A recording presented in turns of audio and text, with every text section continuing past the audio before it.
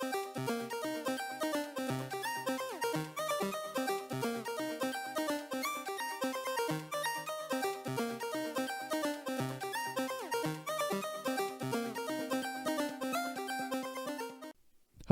and welcome to Vision Denial and World Watch 2022. My name is Sam, and if those of you who are new here, I have watched every single playoff of 2022. Yes, every single one of them, even that one.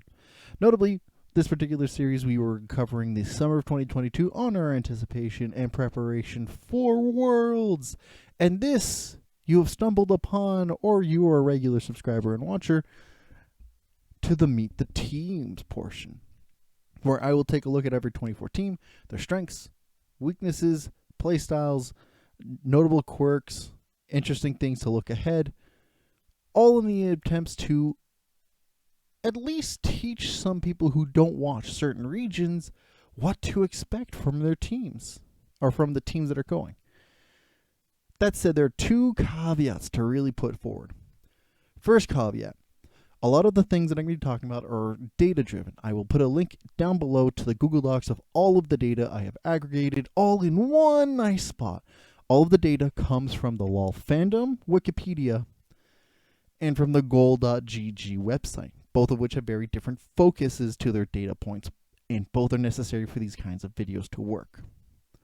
That said, there's a limitation to some of this data because the LPL doesn't send the data as consistently as the other regions, and this is something you'll find with any particular data point for LoL esports globally.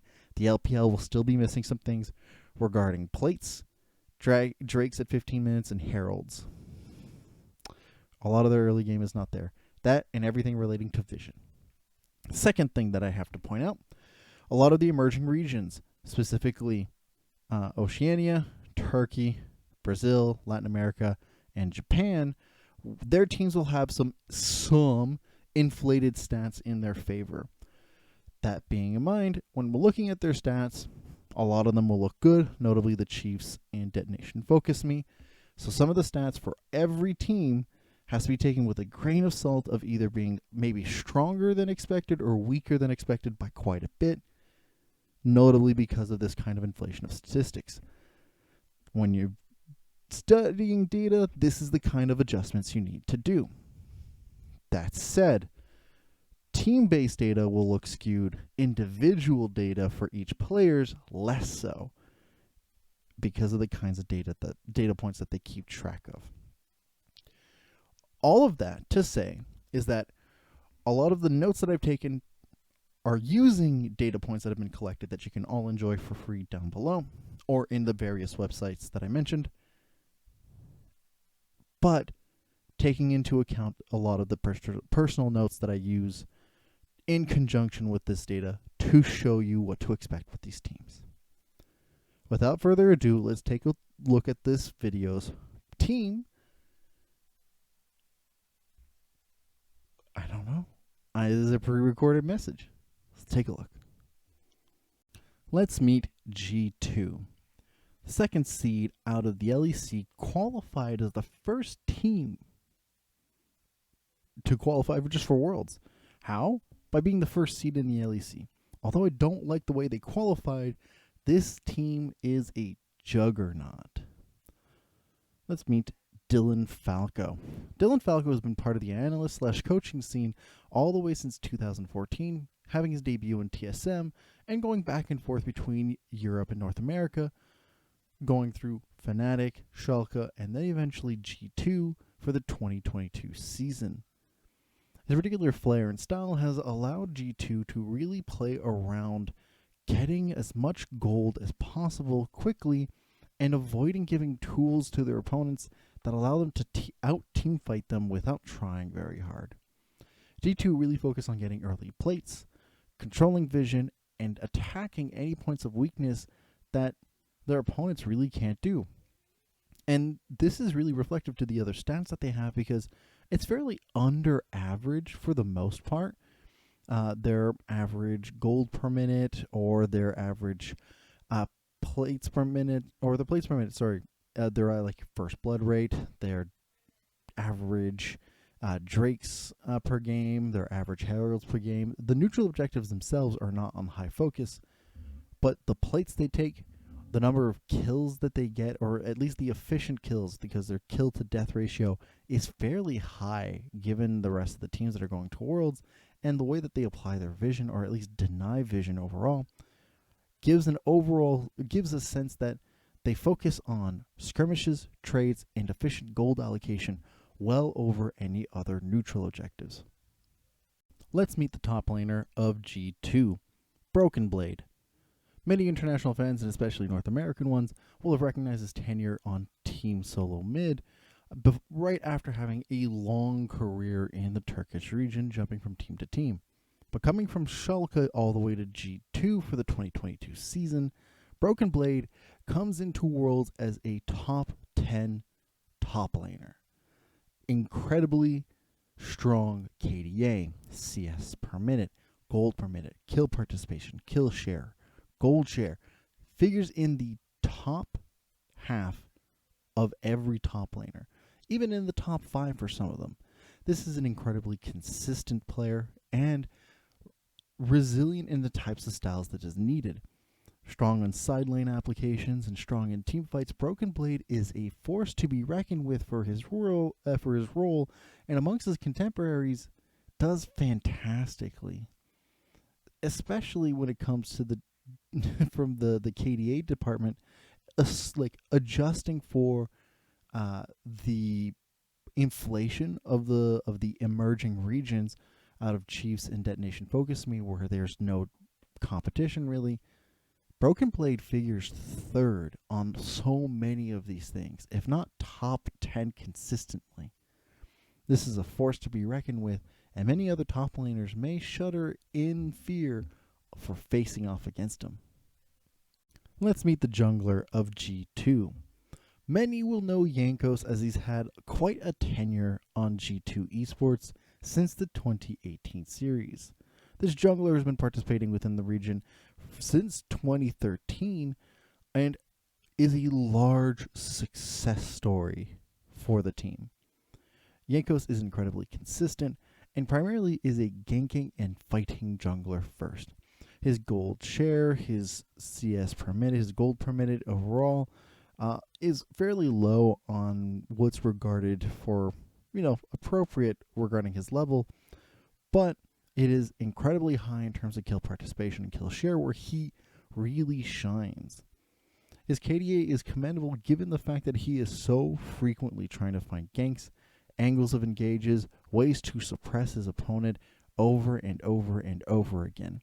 Jankos is a terror in the jungle, and people should expect that he will just put pressure on either his opposing team's laners or on his opposing jungler without any time to spare, or without any wasted time at least.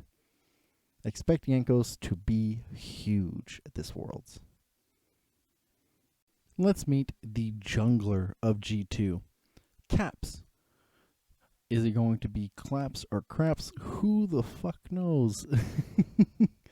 But he has been so consistent in the summer and really is exemplary to one of the best mid laners are going to be sending. And when you compare his stats to his contemporaries, this year is stacked. He falls below average on many accounts. The only difference here is that he is in the top 4 within kill shares and within the top 8 in kill participations compared to his contemporaries, showing that Caps as a player is somebody who makes the team move, engages for the team, finds angles, is always looking for opportunities. Where previously I may have had some worries regarding which kind of version of Caps are we going to be seeing, much of those concerns have gone off or have gone away from me, as even in the losses for G2, it is not because we're waiting on Caps to succeed. He is on form this season, and it's just a matter of whether or not he can keep up with so many solid contenders in the lane he's at this year. Let's meet G2's bot laner, Flakked. Flakked here, his particular presence may be new to many people of an international viewing. That's because it's his rookie year. And he's done fairly well for himself as a rookie year. He is, however, not the star carry of the team, having to have a shadow for Caps. Flakked, however, is fairly consistent across the board in terms of being part of the upper half of many of his contemporaries, if not staying consistently amongst the pack. And given that this role has many, many bot laners who are so solid, this is a stacked year regarding the role. Flakked is doing an incredible job at being the consistent form of damage, keeping up as long as he can to make sure that the damage stays in, and while not even getting the majority of the kill share, leaving that mostly to Caps, he is still inputting a lot of presence for any teamfight or skirmish that's involved. G2 clearly trusts that he is able to stay consistent and alive as much as possible, because otherwise many of the ways that they play the game would not function without a bot laner like Flakked. Let's meet G2's support player, Targamas. Many may be aware of Targamas as he's been in the European scene since 2016, jumping back and forth in terms of the EU LCS at the time. That said, his practical debut year in the LEC is with G2 in the 2022 season. And he's done incredibly well. Without accounting for inflation of some of the other players from the emerging regions who have had no competition, Targamas still pulls in third for the best KDA. And if you do include that inflation, then he is the best team fighting support out there. Relatively equivalent flexibility as most supports have, significantly high kill participation, and I mean high. Regardless of adjusting for things here, he falls within the top 8, and if you do adjust for it, my goodness, he would still fall like 6. No, yeah.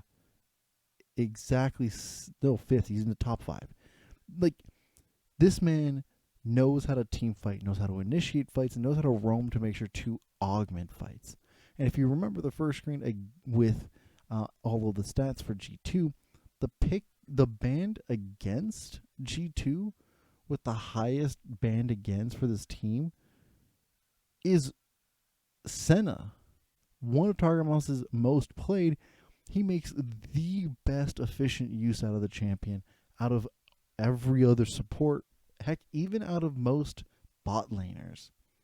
This man is scary as a player and does a heck of a lot to make sure that the rest of his team is able to navigate these fights in such a clean fashion. All in all, G2 is a fairly terrifying team to even attempt to face off. I had previously thought during the writing of a lot of my different playoffs or playoff reviews that G2 looked like a top 4 team at Worlds. And while I don't fully believe that now upon closer inspection, it is no doubt in my mind that they are definitely a top 8 team to contend with. The consistent use and application of vision denial, consistent application of their team fighting, strong use and application of laning and grabbing plates. This team does everything for the early game and manipulates other teams into opting into situations that wind up being a loss for them. And G2 understand their opponents effectively. And so it'll be really interesting to see what happens to a team who, even though they don't prioritize neutral objectives heavily, how other teams who do will probably try to ignore or contest against G2's shenanigans around the map. Heck, I would love to see what happens if they face off against teams who arguably and categorically are much better at team fighting than them. As they are now, I don't think G2 are a favorite to win the whole tournament, but my goodness, are they going to put everybody through like a gauntlet of tests? And looking at the groups that they're going to be part of, with Damwon Gaming, Kia, and JD Gaming, whoever the fourth team to join will probably have a hard time overall. It is a tight race, and I would expect them to leave groups. But I don't think that they're going to necessarily always get away with some of the ways that they've been playing around the map or team fighting like they did against their European counterparts. Still a very solid team. With that, I would like to hear what you guys have to say down below. Any thoughts about this? Do you think G2 is an absolute guaranteed shoo-in to get out of groups? Or are you a little bit more hesitant like I have been with a look at a lot of the different stats going on? Those are most of my thoughts from looking at the stats and observations of all of the playoffs. Speaking of which, if you're interested in more of this kind of stuff, I've got all over the place here different playlists and videos regarding the different teams that are participating, all of the playoffs that I have reviewed, and the thoughts that I've had over the last couple of weeks regarding everything that I was noticing over time. And if you like this kind of content, like and subscribe. I super appreciate everybody who is watching. It does mean a lot to me. And with that, I'll see you all next time. Have a good one.